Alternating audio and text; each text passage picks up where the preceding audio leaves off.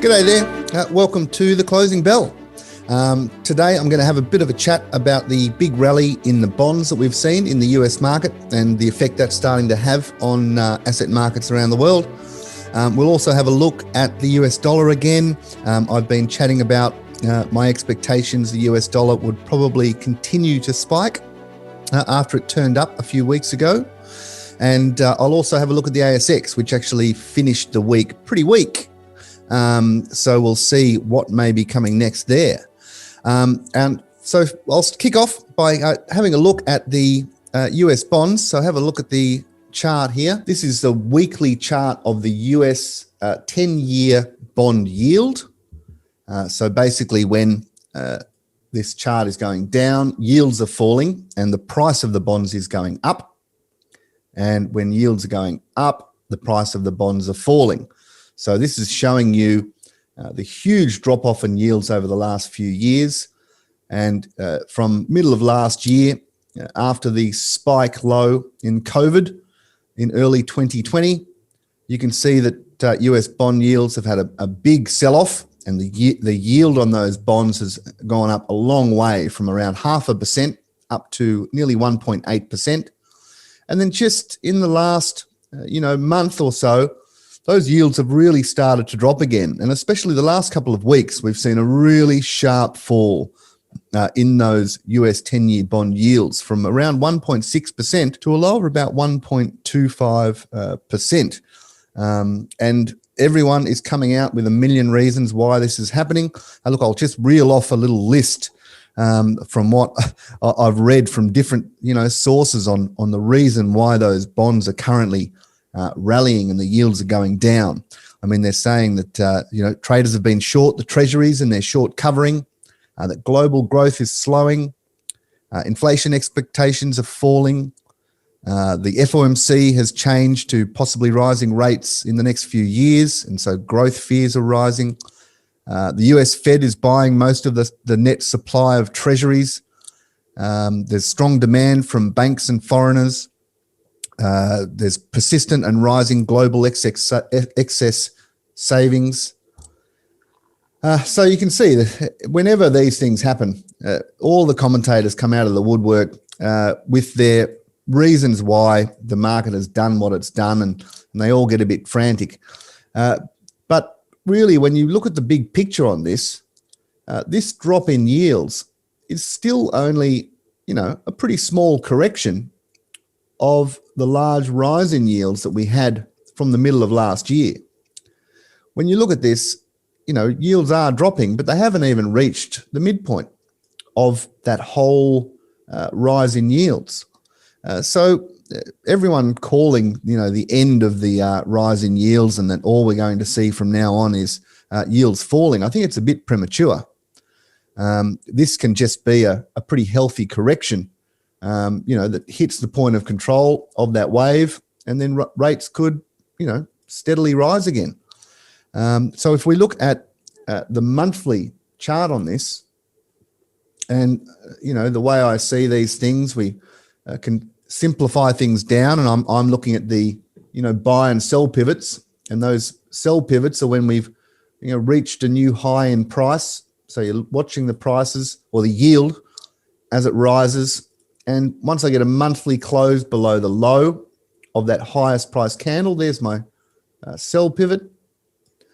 And then you've got this huge, move in yields down for a year.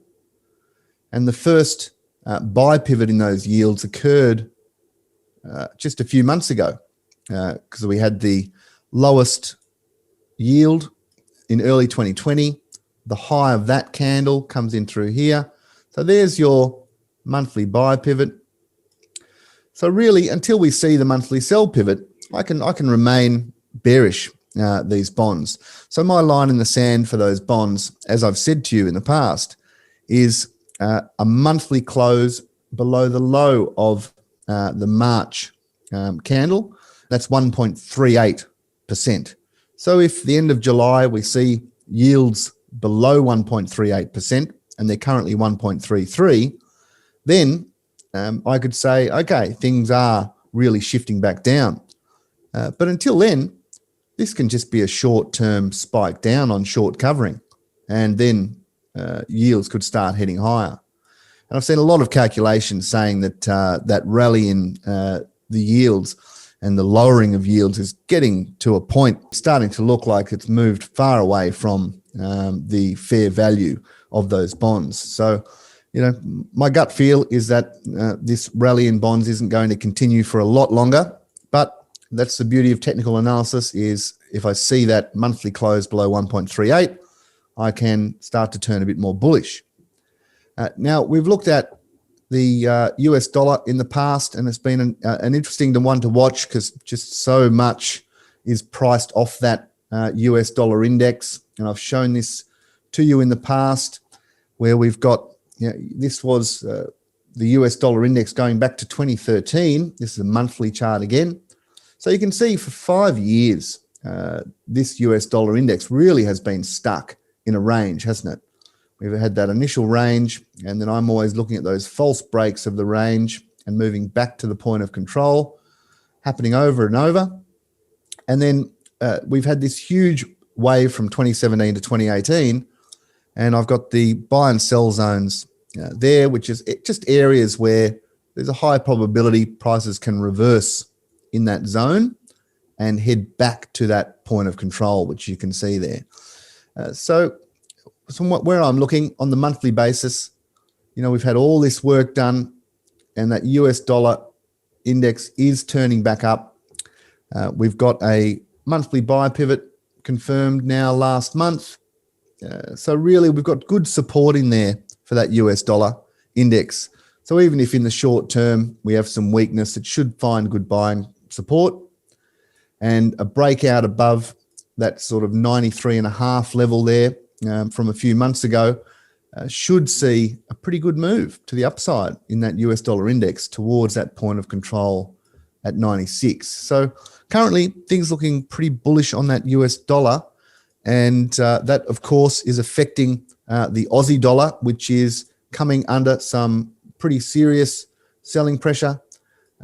We've got the long-term downtrend in that Aussie dollar, which you can see from around 2011. And that downtrend is still very much intact. So when you're thinking about these waves and the structure of these trends, it's pretty clear, even though we've had a massive rally in that Aussie dollar, that is the current structure. And what I look for are these areas after we've seen the most recent wave down that you can see there. I can look at that sell zone area in that wave, and again, look for the signs that prices are turning down. And we've got the monthly sell pivot was created last month, and now we're starting to break down below the low of that candle. So there's not a lot of support below here. So that Aussie dollar looking a little dangerous, and the point of control of that coming in at 68 cents. That would take a while to get to, of course, but the way it's looking, it's this very long-term downtrend, which has been going for 10 years in that Aussie dollar, and we've just had the monthly sell pivot in the sell zone of the most recent wave down. Well, that's not a bad little sign that that Aussie dollar may be under pressure going forward. So then moving on to our market, and this is the weekly chart of the ASX 200, or the futures on the ASX 200. So we have the old all-time high from last year before the COVID crash. And really, you've got two big forces at play here. We've got the very strong uptrend, and on this weekly, you can see the 20-week simple moving average and the 10-week exponential moving average, which I use for that weekly trend, and very strong, just holding well above that 20-week simple moving average. So currently that trend is strong, but you always have a heightened risk around those highs, those old all-time highs, for the potential of a false break. And that's just got me a little wary. You'll see in the past, the old high from '07. So often prices move like this, get everyone bullish on the breakout, and then you have the big false break. So it's just at a point of heightened risk. We've closed the week out fairly badly. We were down over 110 points over the day on Friday, and we actually do have a weekly sell pivot in play on the charts as well. So you'd pretty much want things to hold above this old all-time high. There is just a chance if the selling begins that we could have a bit of a correction. But again, the uptrend is so strong that all you'd be looking for is a short-term correction, and then things could carry on to the upside. But just that market looking a little bit iffy, and I think the Aussie dollar looking like it's going to head lower in the short term. So that's really it for this week. It's been a pretty dull old market in the stocks, especially the mid-cap, small-cap space. There's been lots of profit taking, a lot of those stocks moving sideways to down. I'd say that really a lot of the big boys and girls have been taking profits for a few months in this market, apart from in those very large caps that are powering ahead and making the ASX look stronger than it is. So perhaps that sign of a weakening breadth in the market is possibly a bit of a hint of what's to come. So I guess all eyes on the potential for a false break of the all-time high in the ASX going forward. So tread a bit carefully out there, I guess. All right, well, I'll come back with more next week. And if you're interested in checking out my trading service, Pivot Trader, just click on the link below the video to check it out. And I'll teach you a hell of a lot more about my technical trading model if you do become a member. All right, cheers, and I'll come back with more next week.